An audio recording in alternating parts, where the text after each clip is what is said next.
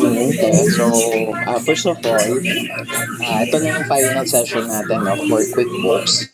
Then, hopefully, after this kasi parang magbibigay na ako ng... Actually, inayos ko na yung online, ano ko eh, ito. So, may kailangan ko ayusin dito para makapag-start na ako makapag-cater ng clients, no? So, though nagsisend naman ako ng resume. So, yun, hopefully by end of this March, makakita na akong client. So, yun, para push na yung aking presentation. And at the same time, para masama ko na rin kayo, no? So, yan, going back. So, mabilis lang naman to, very quick. So, start tayo sa bank recon, no? So, basically, bank reconciliation is tinatali mo lang yung nasa libro mo or nasa books mo versus doon sa bank statement, no? So, then may cut-off test din kasi itong ginagawa, no? Anong ibig sabihin ng cut-off test? So, cut-off test is titignan natin yung statement date ng bank, then itatali natin kung ano yung nasa books din. So, for example, dito sa balance sheet, so kung i-check natin accrual, dapat as of January 31, yan. So ito. So basically, ang kailangan kasi nating report is for January, no? So yung January natin, ito yung ating balance sheet. Balance sheet, no? So ang i-compare kasi natin dito is yung bank statement. So basically, dito kasi sa ating QuickBooks, ito yung cash in bank. So dapat kung ano yung ending balance ng cash in bank, dapat makikita mo dito sa ating bank statement, no? So, ano lang 'to, ay may tanong ka tayo, sige. Hindi, wala. Wala. Sasabihin ko sana bank statement. So, yan, bank statement, no? So, eto yung Eh, maingay tinatag... pala yung background ko. Sorry. Ano, te? Maingay yung background ko. Ah, I-mute lang ko na lang. medyo. So, yan. So, dapat tali yung bank statement natin versus dun sa ating libro. So, let's check, no? Kasi dapat ito yung ito yung dapat yung ginagawa from time to time, no? So, most likely ginagawa siya monthly basis, no? So, pwede mo rin siyang gawin daily, weekly kung may time ka, pero kadalasan ginagawa siya end of month. Okay, so first of all, double check kung balanse. So, as of January 31, meron tayong 560,389 sa QuickBooks or ito yung box natin, no? While sa bank statement natin, ang ending balance natin, kung i-check, dapat 770,989. So, anong nangyari, no? So, first of all, punta tayo dito sa gilid, sa tab. Go tayo ng bank transactions. Okay? Tapos, punta ng reconcile. Okay? So, get started. Ayan. Okay? Let's get reconciled. So, beginning natin is, syempre, nag-start tayo na 0. So, dapat 0, no? Then, statement and ending balance, kung ano yun dito, which is, kung titignan siya, 770,989. Tama. Ayan. Tapos, statement ending date is 2026. Enter this if necessary. So, service charge, kung makikita mo meron ditong bank charges check processing fee, no? So, kailangan nating i-record to for reconciliation purposes. 6,000. So, expense account, bank charges, okay? So, income, wala, no? So, madamot si BPI. Assuming lang to, no? Per-year na to. So, ginawa ko lang siya through Gemini AI. So, yan. Start recon na tayo, no? Para ma-identify natin kung ano yung nangyari, bakit hindi tayo nagbalanse.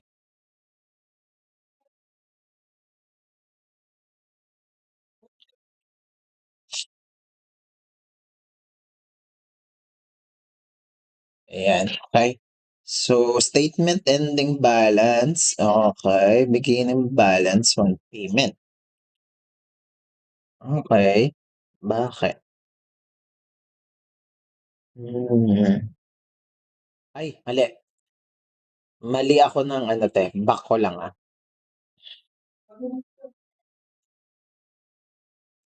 Buong ang nire-recon lang natin is yung cash o 1 o 3 kasi yun yung base sa bank statement balance ng BPI, 'no? So, ulit natin kasi mali yung ni-reflect kasi mas malaking mare-reflect. Okay, so baka hindi tayo magtali. So yan, statement balance dapat 7,790,989. Statement date ulit, 26. Date, 31/2026. Service charge, 6,000. Okay. So start recon, okay. Yan. So, bakit same? Okay. So yan. So sa pagre-recon ate, sobrang dali lang naman. Tick, tick mark. Tick mark lang, no? So titik mark mo lang kung alam mo nagre-reflect dito sa bank statement mo yung nasa libro mo. For example yan, check, okay? Polysteel, check. 34,000, check. 65,000, check, check. Okay? Tecno, tama. 86,700, yes, check. 46,90,000, check. 58,000, okay. 53, okay. 737, okay. So, ito makikita siya.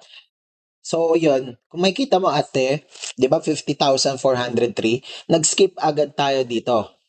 So, kung titignan, may sales tayo na 216,600 na hindi nag-reflect sa QuickBooks. Okay, so check natin yan mamaya.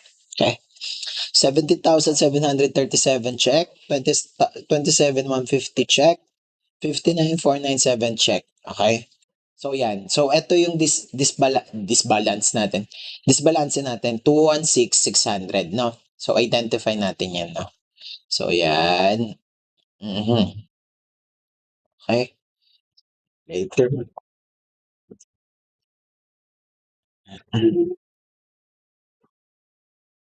So yan. So save later. Ngayon kailangan natin makuha saan nanggaling yun, 'no? So paano natin siya mahanap? So hanap, medyo lag, ah.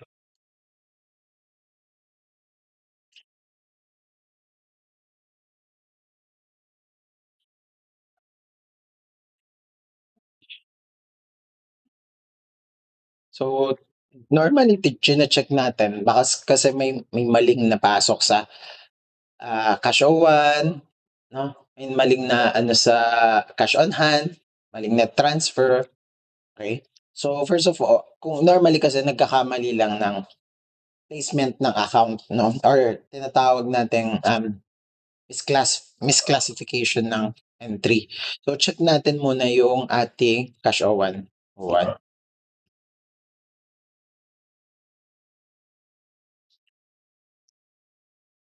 So ayan, ayan. So upon checking, ayan makikita mo dito yung 216,000. Pumasok na-entryhan natin siya na cash on hand, which is mali. Kasi nung nag-send ng bank statement si BPI, dapat under siya ng bank, cash in bank, 'no? So going back, check natin 'tong payment na 'to, ayan. Uh-huh. Okey, i-manual adjust na lang natin siya kasi mawawalan ng trailer. So, manual adjust,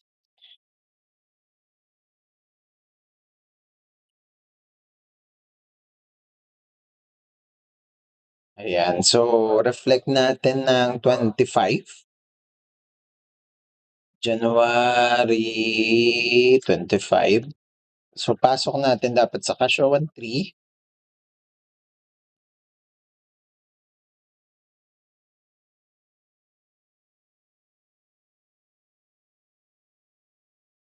Cashowan 3 tapos Cashowan 2, Cashowan 1, ayan. So, debit 216, 216,600 kasi deposit siya, 'no?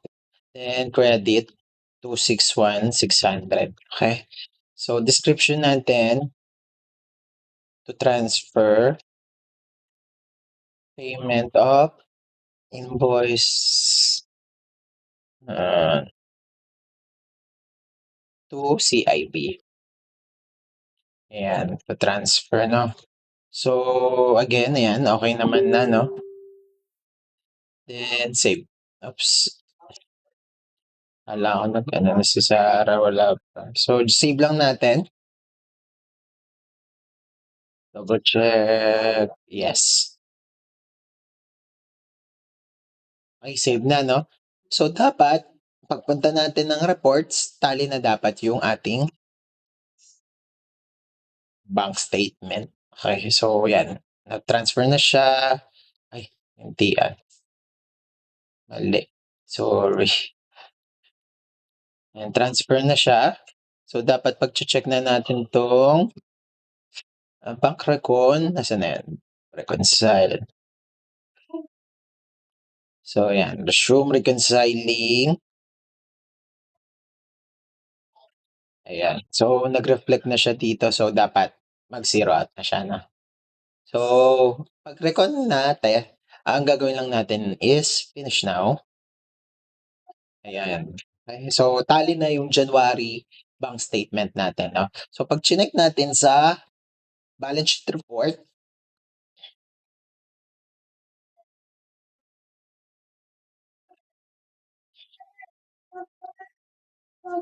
ayan, so tally na dito 'no, kung mapapansin mo.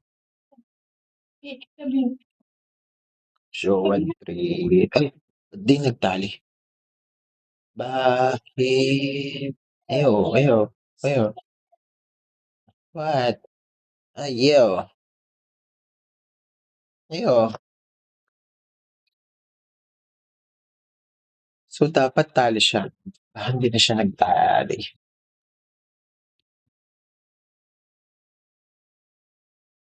Okey.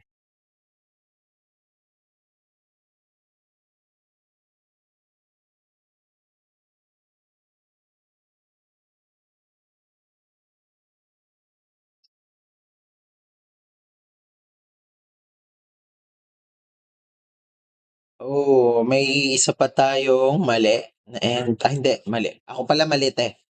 Kasi yung date na tinitignan ko is lagpas.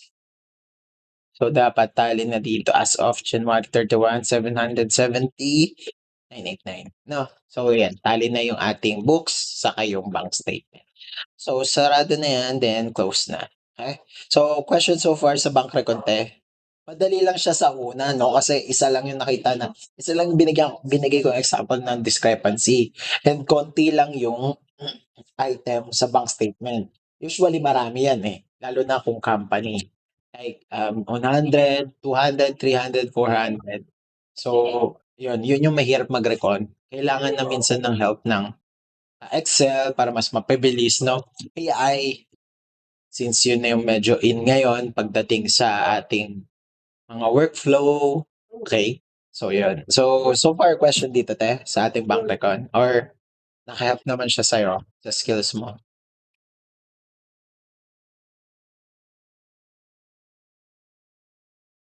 Ate, naririnig mo naman ako?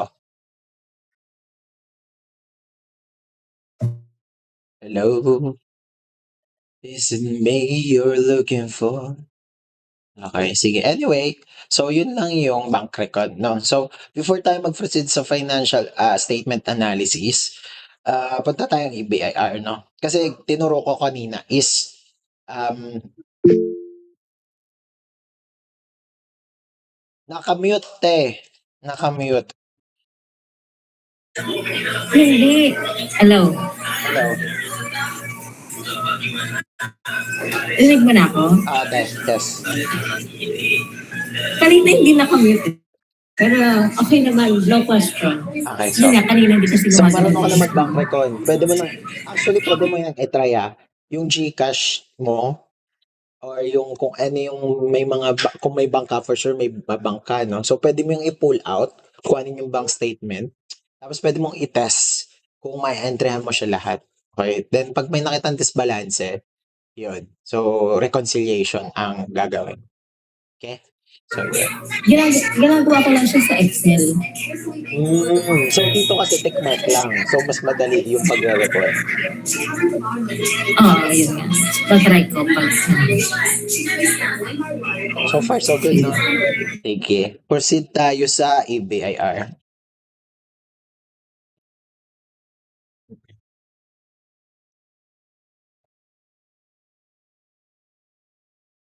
Then, so, yan. So, basically, eto si ABIR natin, ate, no? So, kung ano yung kailangan ilagay dito sa profile is dapat kung ano yung nasa COR natin. So, ano yung COR? Form 23 or 3, 23 or 3, or tinatawag din siyang Certificate of Discretion. Yeah. Sige, te. So, very aware ka naman yes. dyan, di ba? So, very aware ka naman dyan kasi yun nga, nag-open na kayo ng business. Tama?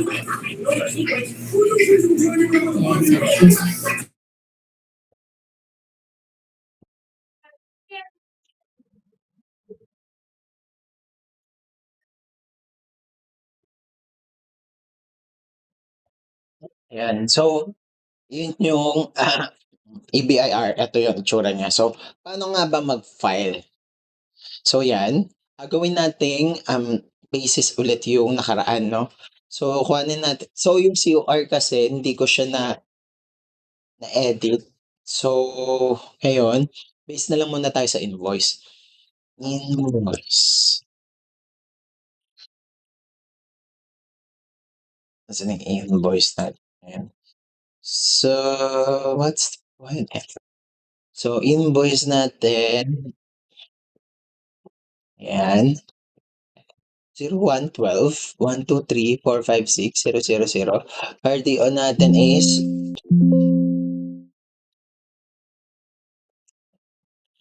24. Line of business, construction business. Taxpayer name, Ramsey. Ramsey business. Let's say yung ano ko na lang, COR ko na lang, no? COR. Nasaan na ba yan?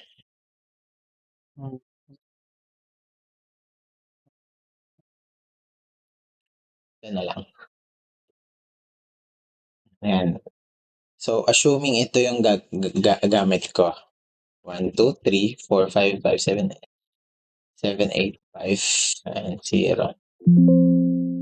Job enter. Okay, sige. Wag na yan. So, nade-detect niya pala yun. Kung gawa. Sige, ito na po. Gamitin ko na yung actual ko, no?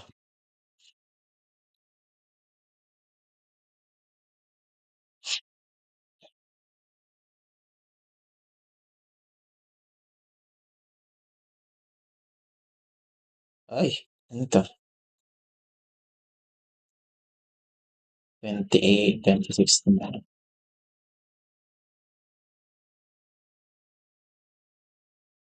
Ah, nasan na? 22, ayan, 22 na lang. Yan. So, kunin ko lang yung tin dito, te, kasi nade-detect ni EBIR yung tin, eh. So, yan. 327-715-367. So, may database siya. Ayan. So, ayan. I think safe na yan. So, ayan. Trent, pasok lang natin yung pangalan. Celesio. Lance Paulo. B. Onagawa. Tapos 3116 Orosia Street. Genti. De Leon. Manila. Valenzuela.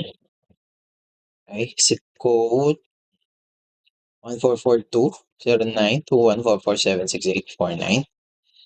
Okay. So, again, hypothetical na lang. So, 955 2468 1011. Okay, good. So, I am Christine. Gmail.com. Yan. So, unahin ko yung 2551 ko yun 'no, kasi tinuro ko lang siya by ano, by manual. So, turo ko yung, paggawa mismo ng process. Okay. So, confirm, ayan, 32705 IM Christina Moscoso @gmail.com. Ay, so yan. So, fill up mo lang ulit kasi maraming arte 'to si baby, kailangan maraming prompt. Okay, so yan na, lalabas na yung, digital 2551Q. So, kailangan lang fill upan 'no. So, yung ating ano, same lang din naman kasi for this year yan, okay. Tapos first quarter kasi yung ifa-file natin is first quarter. Assuming lang, yung ating ifa-file is for ano, ah, ayan, gagamitin ko lang yung, ginamit natin nung nakaraan na bank statement. Ay, QBO worksheet. Ayan, ayan. So, yan. Okay. So, micro lang tayo kasi less than 3M. Hmm, okay. So, fill up lang. Next. Yan. So, pasok lang natin yung vatable sales, which is kung iko-compute natin, ano ba yung pagka-compute natin nakaraan? Nasaan na siya? Nasaan na siya? Ah, ah. Nasaan na yung sample natin nakaraan? Yun. So, ang bat natin is 281,112.95. Okay, so, tumatanggap ng decimal. Very good. Okay, so yan, tama naman yung output tax, no? Tapos next, for input bat,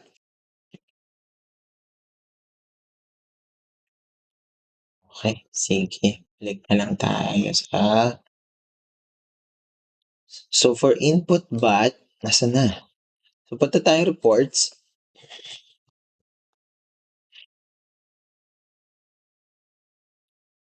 Ayan, balance sheet.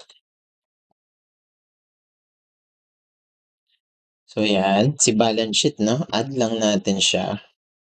Tax base, dapat may tax base dito. Tax base, tax base, tax base. So, check lang natin yung input bat. So, dapat equivalent siya ng inventory asset, 84,690 plus, dapat as of 31 tayo. And 84,690, and then mali, 234, and 3,4,373 plus yung sa fixed asset, which is 77,411, plus yung sa ating cost of goods sold na makita sa income statement.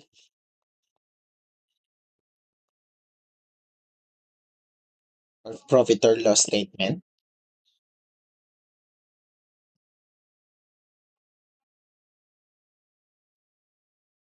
Ayan, so add lang tong 248,718. So yan, ito na yung ating ano. So dapat pag minultiply ito by 12, tali naman, no? Tali sa ating input bat times 0. And 79,261. So ito dapat 281,113. Okay? So ito yung fill up natin. So, input tax carried over, hindi to. Kasi first quarter lang natin. Transitional input tax hindi rin, presumptive input tax hindi rin, walang ganyan sa industry na hinahawakan natin ngayon. Ano pa ba? Domestic purchases. So, eto siya basically. So, encode lang, 66T502. Okay? So, yan. Magre-reflect na yung total available VAT. So, yan. Net VAT payable or excess input tax. So, yan. Na-transfer na natin yung ang liit naman. Ang liit din, no? Ayan. For 45,527. So, yan. So, hindi ko siya iba-validate, no? Kasi actual tin ko yung ginamit. Baka magka-problema ako kay BIR. So, previous lang. So, ang gagawin lang natin for this study purposes. Hindi. Actually, pwede natin siyang validate pero hindi natin pwedeng submit. Sige, so choose one, calendar yan. Ano pa ba? First quarter. Yeah. Not accept advance filing. Ay, hindi. Okay. So, hindi siya uma-accept ng advance filing. Yun lang. Kasi nga 2550 ito. Anyway, ayan. So, ganyan yung filing. Okay. So, question so far for filing ng VAT return, te?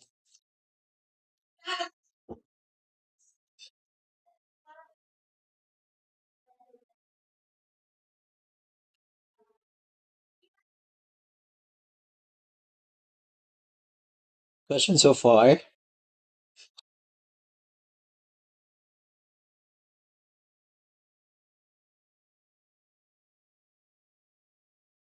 Wala na, te. Proceed tayo with income tax. So, yung income tax, actually same lang siya, exit. Main screen. Balik lang tayo sa main screen. Ayan. Si income tax is 1701Q.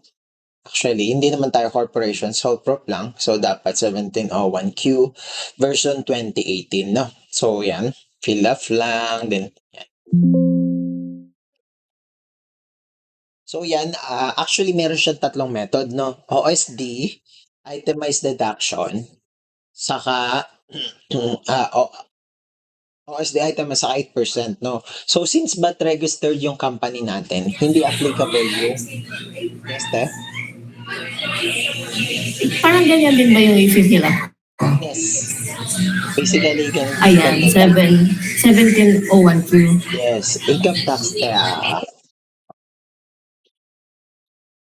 Pero take note ate kasi tong 1701Q, hindi, depende siya kasi kapag annual iba yung fina-fill-upan.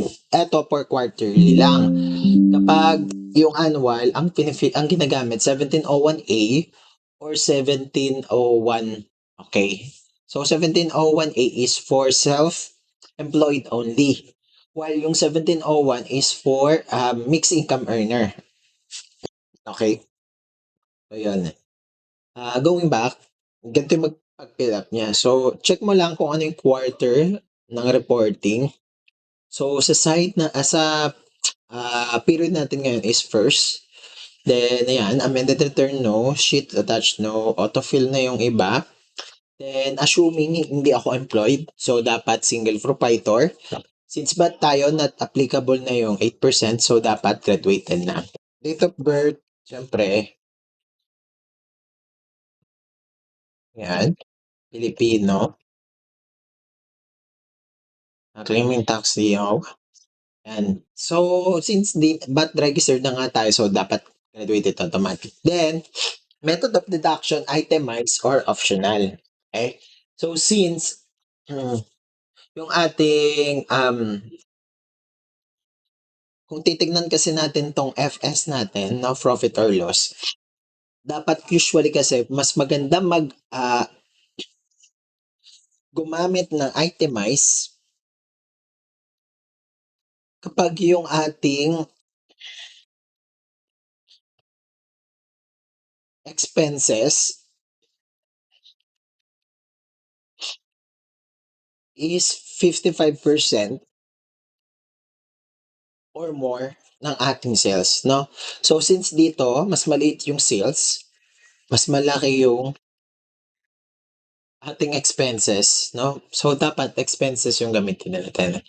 Ang problem is, kung ano yung pinili mo, method of deduction sa first quarter ng filing mo, yun na din dapat gagamitin mo all throughout the quarter. So, dapat medyo strategic yung pag-file mo ng method of deduction, no? So, alam mo na paano ka gagalaw with your company. Okay. So, since so far kasi nag-i-stock tayo, so I assume mas preferred yung ah mas okay, I mean yung method of deduction na itemized deduction. So, yan. So, pipiliin natin yan. Okay? Pero later on, tuturo ko rin yung optional, no? It's just ito lang muna unahin natin. Okay? Next. Ayan. So, fill up natin for graduated sales. Pasok lang 281,113. Then, cost of sales, 248,718. Ano pa ba? Ayan. Tama naman, no? Total allowable deduction. Since ang OSD kasi 40% automatic ng sales mo, yun na yung magiging deductible expenses. But since ang pinili natin itemized, so ito yung naka-breakdown or substantiated ng mga resibo or may proof na resibo, no, na may mga billing from our clients, no? So, or clients or customers, I mean, or suppliers. So, excuse me. Ayan, sorry. So, going back, ayan, since allowable items deduction, dagdag lang natin yung eto, yung sa ating expenses, no? Shucks. So, record lang, 340,299. Ayan, so magkakaroon tayong total tax sa income loss na 307. Okay? So, assuming ito lahat at walang walang under declaration, walang ano, so dapat kasama siya dito sa allowable items deduction. Okay, lalo na itong mga payroll, malalaki yan eh. Okay. So anyway, yan, going back, fill up lang ng 1701Q for itemize. Okay, so yan, automatic na sa pagbaba, tax credit payments, wala. So yan. So walang income tax dun na mangyayari, no? Ayan. So hindi natin mapa-file to again kasi advance filing. And for ano lang siya, study research purposes. Okay, pakita ko naman sa iyo if let's say method of deduction is ang ginamit is optional standard deduction or OSD. Sige, next. So yan, magba-block na yung optional deduction. Automatic, yan. 1124 na yan. Net income lost this quarter. So siya na yung nag-compute. Ayan, taxable income, non-operating income, total tax. So magtataka ka, ang taxable income 168 pero ang tax due 0, no? Kasi kung titignan natin yung bracket na meron tayo, kapag not over 250,000, effective 1 January 2023 onwards, ang ating tax due is 0%.